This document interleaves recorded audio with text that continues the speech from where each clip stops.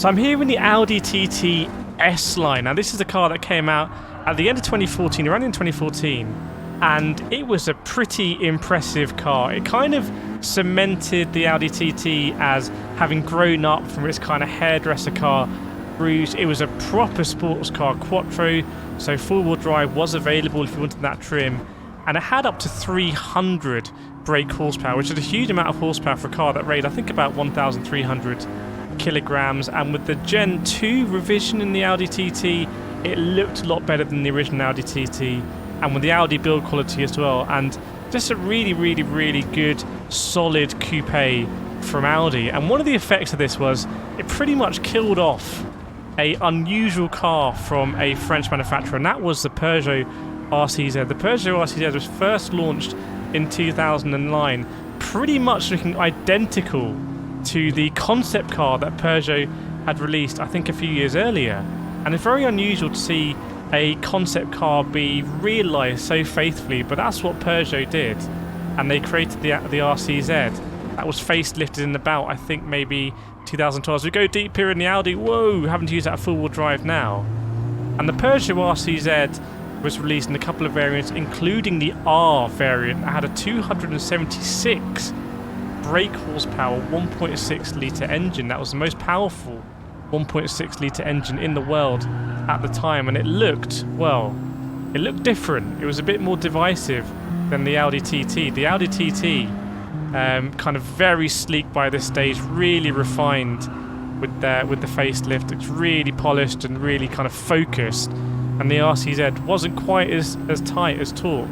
Another big difference was that the RCZ was a front-wheel drive car, so you couldn't have any variation where you could have the power going at least partly through the rear axle.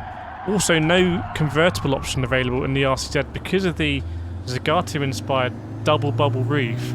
Just didn't really work as a convertible, and there were people saying if only Peugeot had made a kind of convertible rear-wheel drive version, that could have been an absolutely phenomenal car to drive. But I think the RCZ was treated quite harshly, I have to say. I don't think the RCZ is that bad to drive. You can see here I've snatched on the brake in the Audi and I've had a massive accident, so I've just written this off. And I have to say that the Quattro version of the Audi TTS line, for me, can just feel quite wallowy. And when you really want to push it and you really want to feel nimble, it doesn't quite respond for me. So I should say I have one of these cars in real life, so I know a little bit about what I'm talking about here. I'm not just talking about Gran Turismo. There's some real-wheel drive knowledge as well.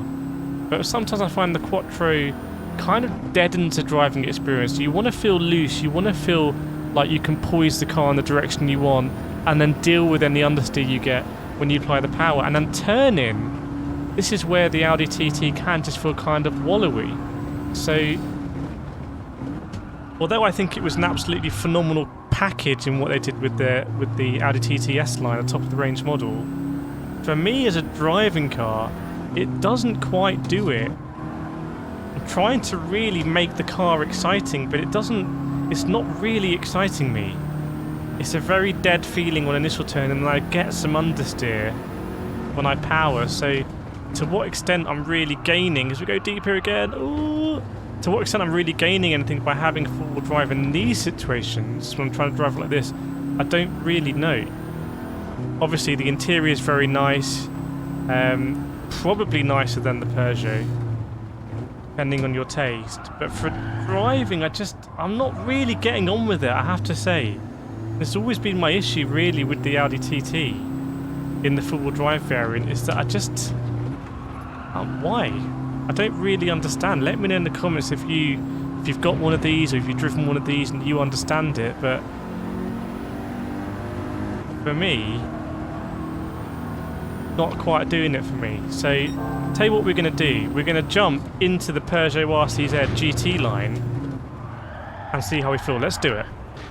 So here we are now in the Peugeot RCZ. Now the GT line, cynically you could say, they basically took all of the body parts, all of the interior that they were using for the RCZ-R, and perhaps they were struggling to sell. So this, bodywork wise and interior wise, is exactly the same as the absolute top of the range Lunatic RCZ-R, but it doesn't have that 276 brake horsepower engine. It was available in a 150 brake horsepower and a 200 brake horsepower variant. Now this one, I've just tweaked it to make sure that we got the 200 brake horsepower in about a 1,300 kg platform, and it's all going through the front wheels. But I have to say, when I drive this car, and the turbo is absolutely glorious so when it kicks in, it just feels on turning more nimble for me. And the GT line RCZ didn't have the fancy front diff that you got in the RCZR. That was the big selling point of the RCZR. You didn't get that in the GT line variant. Just trying to work out the gearing here, but I'm already just understanding the platform a bit more and just able to manipulate the car where I want to go with the combination of dipping in the brakes someone to pitch in the nose and get that rotation, sometimes using the throttle even as a front wheel drive car at the early stage just to induce the back end to come around a little bit more, I would say, than the Audi. I'm just trying to work out the gearing as well because I'm getting stuck between gears. But I'm already having a bit more fun driving this as a platform. I just know that when we start to push it, I think it's going to respond a bit better. See here, trying to get the car to pitch in, then we got met with the understeer that you might expect. Let's see if we can start to really tease this car around. You can see there, just when you lift off a little bit, the car bites a little bit more, gets you rotated, and then you can get on the throttle again. Some very tricky corners coming up here. Very awkward approach to the right hand, and it's immediately uphill. How's the RCZ going to fare? Front wheels are having to deal with a lot right now, aren't they? Up in second, third. Very tight corner here. Again, you'd think a front wheel drive car would struggle. Oh, really having to lean to power. That's where you would love the 276 brake horsepower in the RCZ R variant. But how is the GT line comparing to the Audi TT? Well, let's go over the line. And I think we've got some good experience now from this outlap in the RCZ, and we can start to really try and drive a bit more aggressively, getting close to the walls, which is a good sign, giving me that confidence. So let's see. So the Audi TT was a perfectly fine platform, but it just didn't excite me. Let's see what we're going to happen here on this flying lap. Struggles there with just less power. I mean, the Audi TT S-Line's got 300 brake horsepower. 100 brake horsepower more than the RCZ. But let's see as we get into the twisty bits. Letting the turbo breathe. This was a very, very, very tricky corner.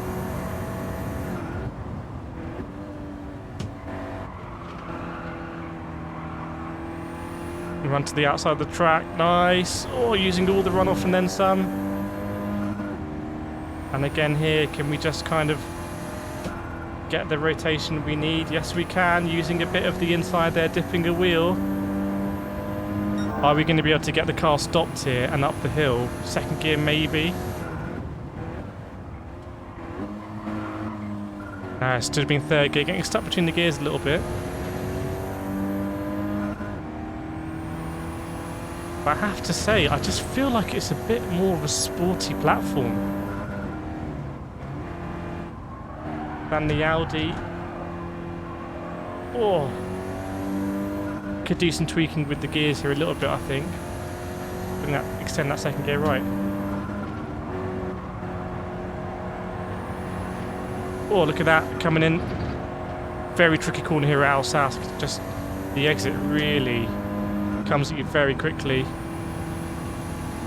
Now, is it going to be second gear exit here? Let's see. Again, you'd think a front wheel drive car here would really struggle. We're able to get it to the outside there, open up the corner, stamp on the power, early upshift into third. We lose a bit because of the upshift. Again here, pulling up in third gear. And I've just, to be honest, I've just had more fun in the RCZ. It's pretty surprising, really. I don't know if it's a testament to how they engineered this car with the front wheel drive. It wasn't built by Peugeot. It was built in Austria by Magnus Steyr, who've been building stuff like the Jaguar F-Pace, I believe. I want to have another go around this first corner. We'll try and keep it in third because we hit the limiter in second last time.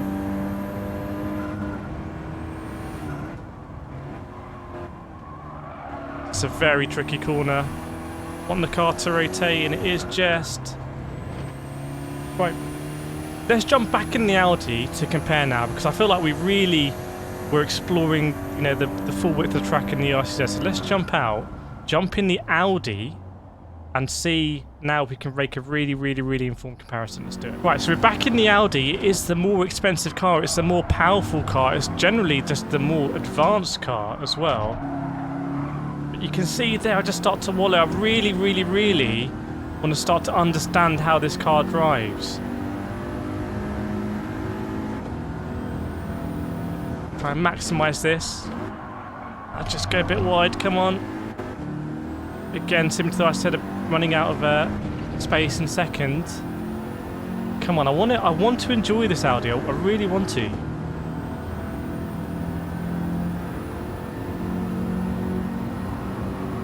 Stay over to the left here. Just, I think